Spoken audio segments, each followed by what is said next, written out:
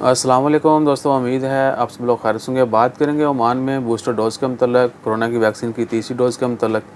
आज 8 नवंबर है और दिन है सोमवार का। कल ही खबर आई थी कि ओमान में तीसरी डोज़ शुरू हो चुकी है, लेकिन सबके लिए शुरू नहीं हुई, यानी सबको नहीं लगेगी।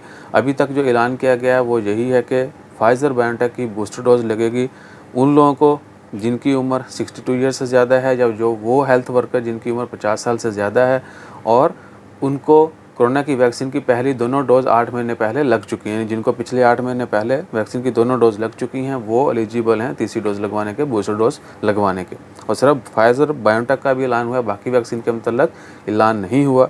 हो सकता है कि फाइज़र ही की बूस्टर डोज़ बाकी सबको भी लगे, जिनको एस्ट्राज़ेनेका लगी है, स्पुतनिक लगी है, दीगर कोई भी वैक्सीन लगी है। इसके मतलब अभी तक कोई अपडेट नहीं आई। सिर्फ फाइज़र बायोटेक की तीसरी डोज़ जो है, बूस्टर डोज़ जो है, जो हेल्थ वर्कर्स हैं उनको लगेगी। उसके अलावा जो क्रोनिक डिजीज़ में यानी हार्ट पेशेंट हैं, किडनी, लीवर और दीगर बीमारियों में और भी कुछ बीमारियां हैं, अगर वो मरीज़ हैं तो उनको भी लगा सकते हैं।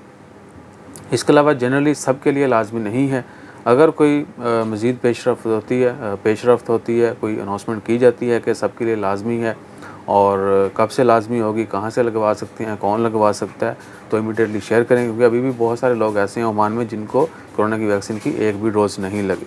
तो गवर्नमेंट का पहला टारगेट तो यही होगा मेरे ख्याल से कि मैक्सिमम लोगों को जो है पहली डोज़ और दूसरी डोज़ कंप्लीट की जाए। उसके बाद तीसरी डोज़, जिस तरह भी ऐलान किया गया कि जिनको पिछले 8 महीने पहले जो है वैक्सीन लग चुकी है वो तीसरी लगवा सकते हैं।